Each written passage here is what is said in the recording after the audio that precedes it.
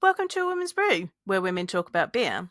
Today, we are continuing our conversation with our friends Emma and Dan as we look at beer's relationship with social media. I'm Joanne, and along with Tori, we are two beer-loving women on a mission to get more people drinking and talking about great beer. Come join us!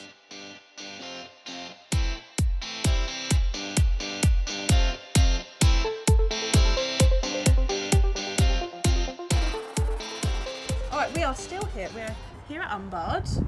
We've been very lucky to be here today, and we are brewing Like and Subscribe, which you may have seen an episode about. It might come out later. I don't know what order we're going to do this in, but at some point you'll see something about Like and Subscribe. And because it's called Like and Subscribe, they invited a bunch of us social media. We don't want to be called influencers, do we? No, we don't like that word. Social media bots. Social media creators. Content creators along to brew the beer with them. And with us we have Dan from 1 Minute Beer Review, and we have the wonderful Emma Inch. If you don't know who Emma Inch is, where have you been? But we wanted to have a little chat about social media, how it's fed for you, what platforms you're on. Things you love, things you hate, things if you could change, what would you change about it? And just overall historic relationships with social media. So I guess what will probably be really good is sort of high levels for both of you, so people know we plug our socials all day long. I feel like we don't need to plug any more of our socials there, but if you both want to sort of plug your socials and kind of where you end up sitting in terms of social media the most, that'll probably be really helpful to people. Okay, well I'm pretty much live on Twitter or X. You never know what to say. We don't know what to call it anymore. You still do tweets, don't you? Yeah. No, I don't think they are tweets. I think they're posts. Oh, they're We posts. weren't sure what we Yeah. We talked about it, we're like X's. That sounds weird, right? So that's where I Kisses. So that's where I'm most of the time. It disappoints me that's changed. That site is changing, because I've always loved it, and I love the quickness and the wittiness of it, and the fun of it really. And I worry that might go. I dabble in Instagram, but I'm really bad at it. It takes me ages to do a post. It's not the instant kind of way you can just tweet. I've dabbled in that. Facebook, I just talk to my mother on. And that's kind of where I am. So on Twitter, I'm on @Ferment Radio, and on Instagram it's @Fermentation Radio. But I use them mainly to find out about work, to look at what's going on in the industry, and also to push my own work, which at the moment is I'm promoting a podcast which is linked in with this beer, a podcast called Same Again, which is a podcast about beer, pubs and mental health. Excellent. That's what I'm up to. Excellent. all that. Stuff as well. Yeah. Awesome. My socials are exactly the same handle across both TikTok and Instagram. It's 1 Minute Beer Review. Number one. Yeah, number one. TikTok's where I've got the most sort of following. Instagram, similar to yourself really. I just forget to post on there. So I've got pictures of beer stacked up and videos I need to upload, and it's like, oh, I should have done that, oh, I've done that yet, oh, I've not done that yet. But no, TikTok is kind of where it kind of took off for me during one of the many lockdowns. Can't remember which one it was now. I think things were just gradually starting to open back up again. It just kind of exploded overnight and just kind of went from strength to strength, I suppose. TikTok is kind of where it took off from. I think I just downed a bottle of a cheap lager in my garden and people loved it. It was like, oh, okay.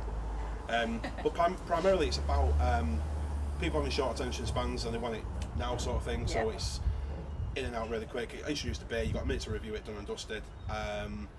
And it's kind of more like about trying to show people that there's more to the beer world than just Carlin and Foster's in a Wetherspoons, for example. There is actual people out there who do this and really are passionate about it, and it tastes great. Honestly, the amount of hangovers I've had which have been nowhere near as bad as when I used to drink a load of really cheap lager, because the quality of the product is better. So that's pretty much That's my socials. There you go. It's interesting you say, 'cause I think that's something that's like I never really thought about. Like I never really kind of connected those dots. So I'm not like I don't get massive hangovers anyways, but I could kind of know that like super I know annoying that everyone is way. annoyed about it, but I don't really get hangovers. But I do think that you kind of feel the cheaper the ingredients, that sometimes you do kind of feel a little bit more like Blair the next day. And I never really thought about it. So you just said it, and I was like, oh yeah, mate. No, it was amazing for me when I first kind of. I feel great this morning. I had X amount of beers last night. I'm not going to say too much. Drink responsibly, guys. Yeah. So we're like drink responsibly. You know? We're not promoting that. Yeah, you know, but it's like I feel great, and I'm going to go out walking and go swimming and do obviously not anymore. But when I was like a lot younger, just chucking bottles of Budweiser down my neck, and it was like I feel ropey today. I feel really, really, really rough, and I just kind of felt like if they're just pumping out a product trying to get as much sort of money out of you, then yeah. Yeah, definitely. I think it's interesting that we've all kind of got our own comfortable spot in social media, and how I've tried a bit of Facebook, tried a bit of TikTok, tried a bit of Twitter, did all the things, but Instagram's my comfortable spot, like posting pictures and posting video. I think that's both of ours. Both of us, yeah. I think for me it was I had already been comfortable on Instagram, because I was using it for say amateur photography, not even glamorous. Is it I would go out places and I'd be like, here's photos of flowers, this looks really nice. It was visually appealing to me, and I'd follow other people that were posting things. So I'd already be doing that, and then I made a travel one for when I was going back and forth between the US and the UK and all these other places, and doing that amateur photography thing. So I already felt comfortable there, I think. And then in lockdown, when I started going more on the forums and everyone was kind of doing beer Instagram, I was like, you know what, I'm going to create a beer Instagram because it can help me follow all these other people that I'm being in contact with, in addition to the Facebook group. So I feel like for me, it's always been kind of a mix between Facebook forums and Instagram. I never really, I had a Twitter, but I could never really get into it. And I don't know why, but I always found that because I wasn't doing it for the beer purposes. But then I kind of almost felt behind the curve when it came to beer stuff, because I felt like there was a lot of conversations and a lot of things happening over on beer Twitter. On beer Twitter. So it's beer Twitter, and I was like that. So there are people that I follow on there. I just am really bad at checking in on it. It's like when you say with Instagram, I'm just really bad at checking in on those. But I'll follow when Emmy's posted something. I've been like, oh yeah, that's great. Share that. But I found that for me, it's more visual. And less on the writing side of things, or less wordy. I think Instagram has a reputation of being kinder. Is that right? That's what I've heard. I don't know if it's entirely true. No. I think it. I'm inclined to agree with that, actually. Yeah, I think they are. You still obviously get the odd wonderful person who wants to pull you up and things. Wonderful person, you say. Wonderful person, air quotes, that wants to pull you up or tell you that you're wrong for all of these reasons. You still get sick of those people. We have it as well. So we've got a women in beer WhatsApp group. There's just a little bunch of us that all chat together, and there will be I posted this, and this random person has come in from nowhere and is just hacking my post apart. And we kind of got this little networking system where people will be like, right, I'm gonna come and support you. Let's go, girl. You tell me. And sometimes on social media, you need your little support network, because there are people who come in and will just be horrible to you for no reason. 100%. For no reason, keyboard warriors, because they're not in front of you. Not in front of you, saying that nasty thing to your face. I kind of think that if they're having a bad day, it's a lot easier to take their bad day out on a stranger. And they might. And I actually find that when I've challenged people, they've not even necessarily felt like they're conveying something, and they almost don't even agree with what they're conveying. They're just doing it to get a rise out of you. And if you approach them and go, "Why are you saying that?" Are you okay? It's horrible how personal it can get as well. I'm currently sat with 3 influential women in beer, and there needs to be more. There needs to be more women in beer. And you look at craft beer is supposed to be this all encompassing. It's all it's for everyone, and it's for, it doesn't care what colour you are, it doesn't care what sexuality you are, sort of thing. It doesn't care, what sort of gender identity you've got, sort of thing. Beer doesn't know. But then exactly. Yeah. But then all of a sudden, mainly men, because you're a woman in beer, you don't got a clue what you're talking about. And it's like, well, hang on a minute. No, sorry. I mean, I don't know if, well, of course you do. But Wildcard Brewery, for example, Jager Wise is the head brewer. Yeah. She's. I've sat down. I met her at a beer festival a year or so ago. Sat down with her and spent a good long time speaking about beer with her, and she knows her stuff. She sure does. She knows a lot more than a lot of other brewers. But yeah, no, I think it's interesting though, because I don't know. It'd be interesting to hear like your experience with that as well. But I know we were talking briefly earlier about how I was saying, for me, I kind of lost the joy in even posting on Facebook anymore, because I felt like, same thing on Instagram, I feel like I've really slowed down. Within lockdown, I think I started doing a lot of posting because there wasn't a lot else that you could do.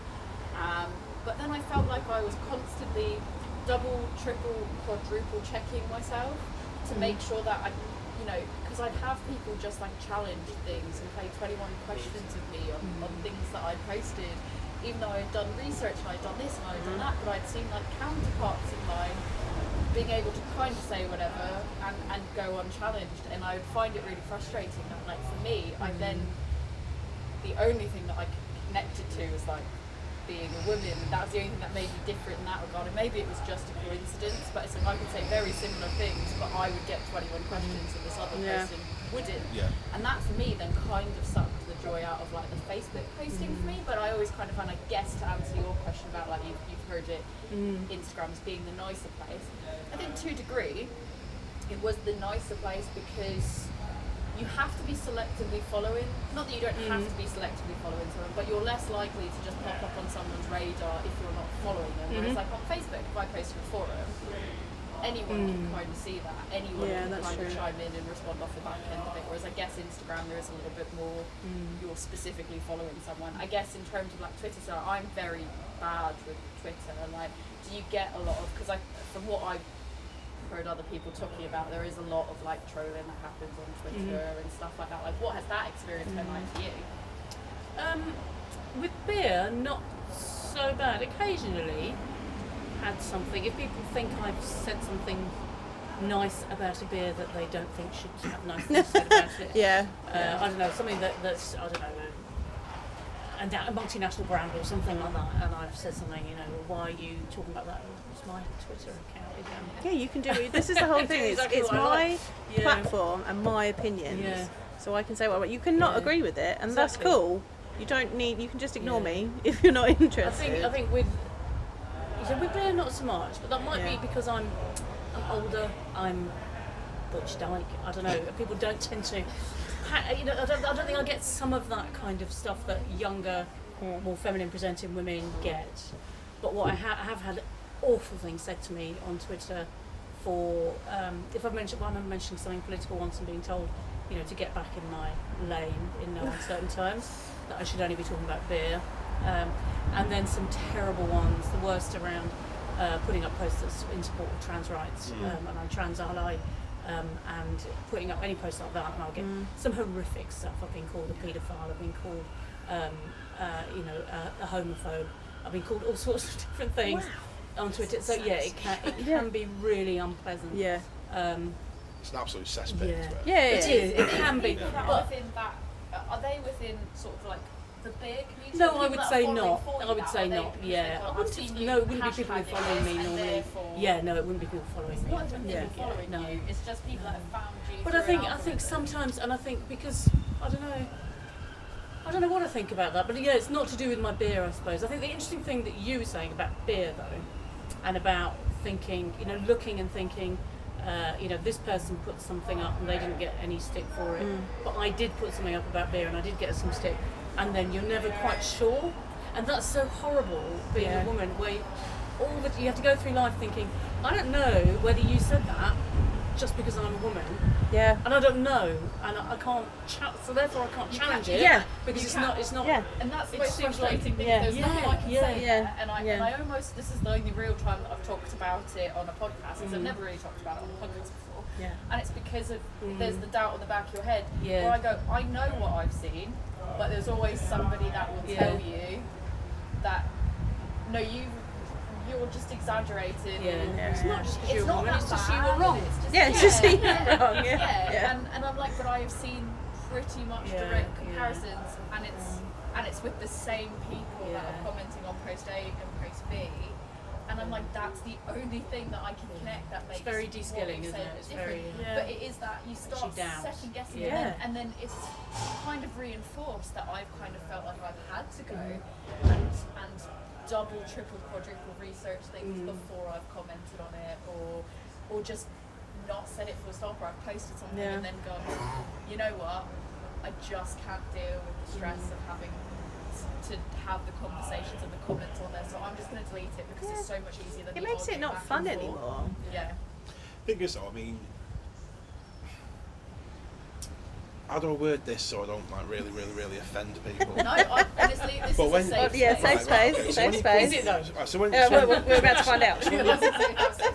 so when you come across one of these absolute fucking knuckle draggers who's putting you down for having an opinion, which is the same opinion as somebody else, but because you're a woman, obviously you're being sort of beaten down. Do you ever find anybody kind of fighting your corner, like saying, "Well, hang on a minute, no, what you're saying to her is actually wrong. She's right in what she's saying, and how dare you?" Sometimes. Yeah, not as much yeah. as you think. Yeah. Not as much as when I say post A and post B. And this is biased because I'm talking about it from like my Yeah, of course. perspective. No, And I'm well, sure no, that I mean- maybe there's probably the truth is probably somewhere in the middle of what in my brain I remember and everything like that. Probably been too fair there. But I feel like point A and point B, I've not felt that there's been as many people. There have been people. There's been some really good allies and really like, you know, I'm fairly certain Ian's probably stood up for me on certain things as well and stuff like that. That it's been like, cool. There are people that I know that are like really good allies that will stand up and be like, no, actually, she's right. Like what you're talking about. Yeah. But I've found that it's not been as much polarising views, like going back and forth and on each other, as there have been on like counterparts posts, where like if there is someone that's saying that person is wrong, there's a lot more people going, well, this person's allowed to have an opinion, and this person is this, and there's almost more pushback on that post than I felt that there has been. But then, to be fair, it's like I haven't done a post like that in a long time, just because For that exact I kind reason. of felt like I wasn't really inclined. I lost that kind of enjoyment there. I guess like I don't know, like curious to know again, as we talk about Twitter, but like your experience with TikTok people, because we're on TikTok. Yeah. I don't necessarily. I post stuff on TikTok, but then I don't really stick around and kind of do a like. You do a posting, guys. On there, and then, like that. Like, Yeah. In terms of like the TikTok scene, I know that I've had to jump on people's commenting on jokes. I've had some, like, I posted a video about beer clean glassware and got a lot of comments going, "You're saying that wrong, it's clean beer glass." A lot of comments telling me that I'd said it wrong, and I was like, it's actually an industry term. It's actually a Cicerone term. This is why there is a video about it, right? Anything else to do Right, with their other life than that to corrects say somebody's that, word right? order. Right, it's like, but Wrongly. just don't watch the video. If you don't like it, don't watch it. Like, yeah, no, I've We had also some did the interesting hype beer things. thing, and she Oh. maybe had drained, like we had done a podcast episode with us hype beer, and she was like, "This isn't for me." You know, I'll let you sort of explain It was your story. the day of happiness, and I was like, had this beer, didn't like it. So I was like, you do not have to like these certain beers. You can throw them away. And I had people going absolutely. They were like, "How dare you throw that beer away? You can't not like that beer." Well, and I was your like, own home. yes. And it was like, I never said. Just drink it. I never said it was a bad beer. I said I didn't like it, and it was the day of happiness, and I wasn't going to drink a beer that I didn't like on the day of happiness. Absolutely why ripped did you me buy anyone. it? Why did you buy Why it? did you drink Did it? you just buy Where it was to it? throw it away? No, I didn't buy it to throw it away. I bought it to got it for try a it. podcast. I didn't You like recorded it, the podcast. Oh, so I threw it what beer was away. To be fair, it was like, well, I drank Yeah. it because I was like, that's fine. It's Joe, at that time as well, you really were like, not as much into like, I mean, you drink, I think you probably I drink more hoppy beers now. I mean, Yeah. I always buy 2 cans of putty. I drink one the same week I buy it, and then drink one a couple months later. because I quite like how oniony Seeing it is to start with. And See, then I I'm like not- how juicy It's it not a is. fan of that, and that's fine. And I just felt there was a lot of people that felt like they had to like it, and you have to like IPAs to be in craft beer. You have to like this You type have to of like beer, that. No, that's and right. you don't. And that was the whole point, was that you don't have to like these beers, and that's okay. Drink what makes And you I got told that I was wrong. you Right, do so have to you- like these beers. How dare you? She got told off for like, Yeah. I can't believe you bought that just to drink, or and she was like, I was did like, you I not read the didn't. post? Like, That's not yeah. it. She's been told, I remember somebody saying like, but you're not a BJCP judge, so therefore... Oh yeah, there was a beer that I said I didn't like, and again, you're not a BJCP BJCP judge. How can you certified, so Can't have an say? opinion. Yes, you can't have an opinion But it about wasn't, she it. wasn't even saying this is a fact. She went, I I personally don't. It was that was a different beer. That was It was something else, and I was like, completely oh, I don't really like this beer, and they were like, are you a BJCP judge? Then To you be able to can. say that. No, ever since. Oh, so Hey. everyone. I was like, so everyone that drinks beer must be a BJCP judge to have an opinion on it. So, Yeah, so No. that, I No, mean, that's, not I at know all. Exactly. You've had that side Yeah. of things, but like, have you dealt with a lot of people doing? yeah, I mean, to a degree. I mean, probably 95% has been pretty Yeah. decent sort of feedback, decent sort of comments and stuff like that. When the video kind of does well, and then it takes off. I've had a few that have gone over 100, 200, 250,000 views and stuff. You don't see them all anyway. Yeah. So, which is good. You know, you kind of go back to it a few months later and go, oh, I didn't notice that comment. Oh yeah. Quick block, you know, that sort of thing. But no, I suppose a lot of the feedback I was getting towards the start was, this guy doesn't know what he's doing. I'm like, yeah, you're right, I've not got a clue. I've not got a That's why I'm doing Scooby-Doo. it. This is To- why I'm doing it. It's learn. as much a journey Yeah. for me as it is for the person watching, you know. I'd like to think now, 2.5 years later, I probably do know more than the layman, but at the same time, there's still plenty more for me to be learning, sort of thing, and Yeah. I'll explain that. It's like, I don't score my beers, I don't rate them at all. And well, why don't you do that? Why don't you do that? Your content would be loads better if you give it a score. Right, well, no, it Why? wouldn't. It wouldn't. And if you must know, the reason why I don't is because opinions is very subjective. So if I say to somebody, quite like that, somebody who thought it was all right and somebody who thought it was brilliant, Yeah. say, here's like that, which Yeah. means I've got the rapport with them then. If I go, yeah, it's not bad, I'm not saying it's good either. Yeah. But somebody who likes it, somebody who doesn't like it, would agree with what I'm going to say, which Yeah. means that's where the rapport is, you know. I'm giving away all my trade secrets now. You know. But I think that's Making something. my note. How do I be better at it? Just by being yourself. Yeah. And I think. That's wholesome. Absolutely. No, I won't change at all. One of my favourites, a bit that I really do like is that one that was it's a lager wheat beer hybrid you get in Tesco for £4 a bottle in Edit Down. I love that stuff. It's Yeah. absolutely brilliant. Poured the bottle over my head at the end of Sober October when I was allowed Yeah. to drink again. We raised just under £2,000 for charity. Nice. Yeah. Yeah, you know what I mean? And that was just me being Yeah. me. You know, I wasn't necessarily trying to play up for anything. So yeah, you be yourself. No, it's I think keeping that sort of rapport is kind of what helps to kind of I don't know, kind of increase the sort of viewers and the sort of then people who were liking and people who were sharing and people who were following. And it got to the point where then if somebody would start giving it I get called Eddie Hall a lot as well. I Okay. like Eddie Hall who's a strong man or something. Yeah. Eddie Hall from Wish. If I was lifting weights, then yeah, I'd be Eddie Hall from Wish. But I'm not. I'm drinking a beer, so Right. I'm not, you know, that's Not even similar. yeah. But then people will then jump on the person who's saying that, you're the millionth person to call him that. So you're back to shit. Move on. And it's like, Yeah. nice one. They're backing me up, sort of Yeah. thing. So yeah, I think TikTok has been nice. It's been nice. Probably not as nice as Instagram, Yeah. but loads better than Twitter. Yeah. Loads better than Twitter. There's I don't know how you do it. degrees. I really don't. Just, I think people are so funny on Twitter as well. Some of the threads are just Yeah. people can be so quick. So yeah, there is the dark side of Twitter, but there's so much that's fun and interesting, and you get loads of news from Twitter, loads of beer news from Twitter. Yeah.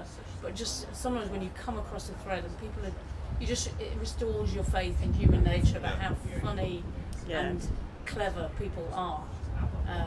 And because it is so instant and then it's gone, you know, within a few hours, you'll never find that again. It's just kind of, you're Yeah. waiting for the next one, and that's what keeps me Actually, yeah. interested Do you in it. know, not beer related this one, but there was a lad on Twitter not so long ago, Norwich City fan, talking about how he hopes that the World Cup final doesn't go to extra time because he'd like to go to be able to watch Norwich City. Yeah. And obviously it was the Women's World Cup.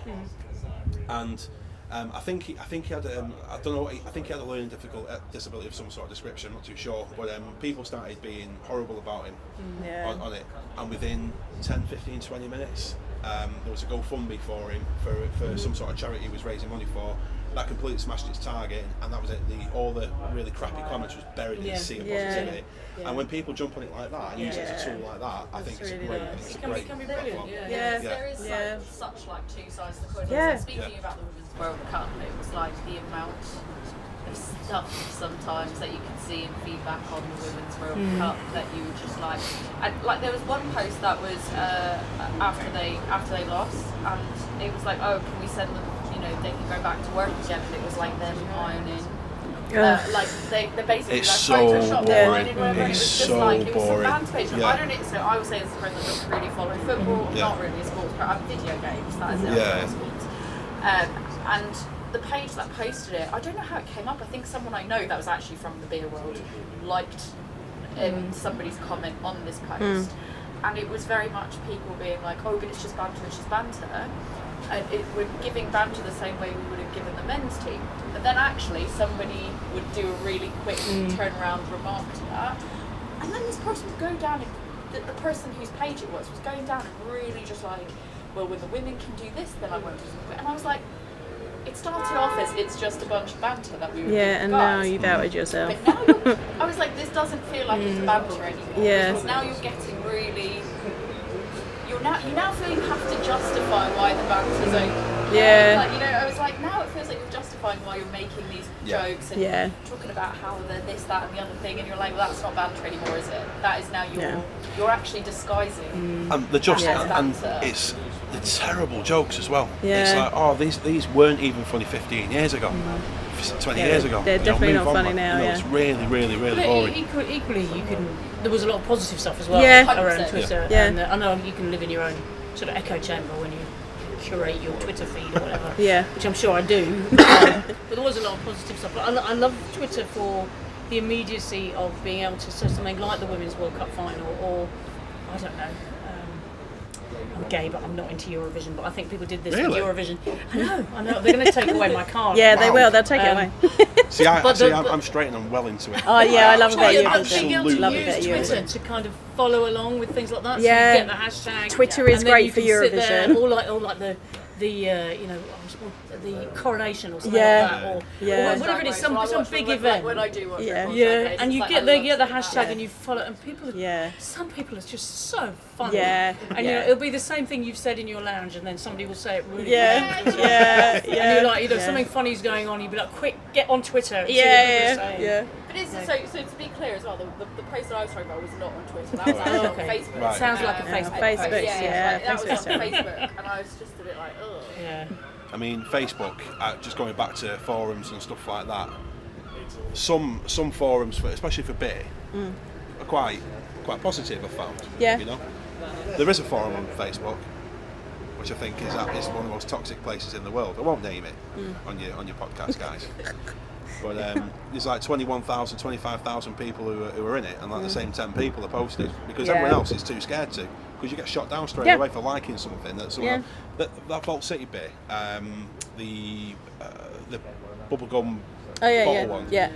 I've not tried it yet, but every single person that's posted that on that page, one person, the same person, has absolutely jumped down the throat of them for it. Oh, you might as well have a can of dragon soup or something like that. It's like, listen, pal, is it hurting you? Yeah. It's not, is it? Let him enjoy his beer. It's cost him a tenner. Yeah, if you don't want to drink it and you don't want to see it, then just scroll past. Like, you don't need to comment on it. That's it.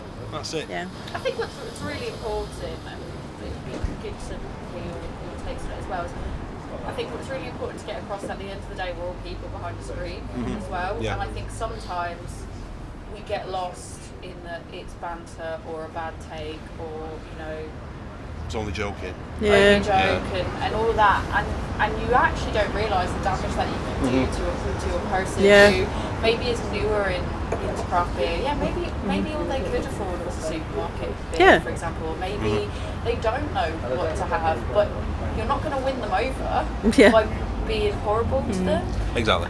But yeah, I think that's like, I think there's a lot of, I want to talk about all the really good things about social media, but I think like just to touch upon that, I feel like some of the stuff that I really wish people would maybe take a second to think about before they post is like, you're about to say this to a human being. you're about to say this to another human being. Would you say it to your this face that if you were person's sat face? next to them? Yeah. Yeah. Would you say it to the face? Yeah. You know, would you say it to your own mother? Would you say it to your own partner? Would you say it to your own kids? No, well, why would you say it to a stranger? Say that to your loved one. Yeah, exactly. Yeah. That was your loved one on the other side of the screen. Let alone, would you definitely. say that to a person? Would you want someone to say that to your loved one? I Yeah. guess before we move on to the positive stuff, is there anything else that you kind of wish people would think maybe twice about, or lesson wise of etiquette with social media? Or Well, I think it can be, you know, in terms of thinking about mental health. Yes. I've been thinking about, you know, yes, it can be crippling when somebody says something awful to you, can't it? And I think some of that is people just, as you say, exactly what you said, really, not thinking about who they're talking to. Some of it is also, you know, we are able to scroll past, even if it's a bad comment about ourselves, you know, about trying to learn that, not trying to learn it because that's putting the emphasis on the person who's been hurt, but it's I found it very liberating when I've been able to, okay, you've made that comment about me, but it's not going to touch me. Yeah. It's absolutely not going to touch me today. You can do what you like. Whereas, you know, you can have even the slightest slight on social media, and it can really cut through. And so I think it kind of depends. And I'm trying to do more of the scrolling past. You know, it's comment, it's gone in a second. Yeah. It doesn't matter. people forget about it. Yeah, Well. and Like, if I that's reply part of to it, is- I'm just going to make it worse. Yeah. Because more people will see it, and I think it's quite valid Yeah. as well. Yeah. Of like sometimes if you think you need to, like sometimes it's also okay to take a break. Yeah. Because I think Yeah. sometimes people feel like there's a duty if they're posting content and making content that they have to keep making content, and it's like if it stops being fun, take a break. Yeah. I think sometimes I can fall into thinking I've been working because I've been looking at Twitter. Yeah. And I haven't been working, but I may have found out some stuff. I may have found out some interesting, oh, that's happening, or that's happening.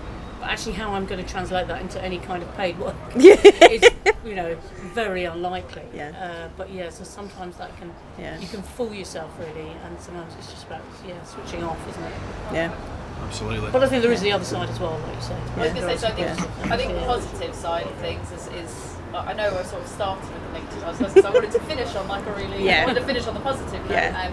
So I think like for me, the positive of social media is, I've been on Facebook and Instagram and all that for quite a long time, but I didn't really get into it in the beer community sense until COVID, and I felt like for me that was one of the best things ever that came out of COVID was social media. Like we can say there's these negative things, but actually that's blown out of proportions. I feel like for me those are sort of like fewer further between things. That's like not really dwelling on it for the purpose of having this conversation. So I think it's important to say so that people maybe think twice about things. But I've had far more positive experiences, and I feel like through social media, I found my tribe of people. Yeah. I've made really good friendships. I've started a podcast from social media, and I feel like I've got a lot out of social media. And it would be really good, like you're positive. Share your favourite things about social media. I think similar to yourself actually. What I've taken from it is massive. I've met loads of new people, yourselves. There's people who aren't content creators who I know all over the country now who have been kind of supporters of mine from the very start, and then getting onto it, and then recently into it, but really sort of keen to sort of know more and speak to quite regularly, which is quite good because I can bounce ideas off people who aren't my actual friends or family sort of thing. That's a great idea that Dan, I think we should do it that way. Great, and I do it. It's like, it works, excellent. Little things as well, like about 2 years ago now, I was on my lunch at work. I was sat on a bench with a sandwich, and some random guy walked past and went, "One minute beer with you," and carried on walking. That's the weirdest, isn't it? And I went, "Thanks, me." Rang the wife straight away. You'll never guess what. It's like some blokes recognise me in the street. I'm like, "What? From Brew? Yeah. No, don't believe it. Then it happened in front of her, and she was like this. Went to France for my son's birthday. And we're in passport control, and some guy literally in the queue was like, "You're that big guy, TikTok, aren't you?" And I went, "Yeah, mate, good to meet you." And the wife's like, "Can't take him anywhere." You know? Going to a beer festival, walking around, someone saying, "You're that big, can I get a picture with you?" The biggest thing that I take away from it is the feedback of, I would never have drank craft beer or got into these beers or really enjoyed my beer for not for getting hammered, but enjoyed my beer for what it's supposed to be for, without discovering your socials. And that for me is big tick. That's mission accomplished. That's exactly why I started it off, was to show people there is more than just crap lager, you know. So yeah, that's the positives I've taken from social media, I guess. That's really good.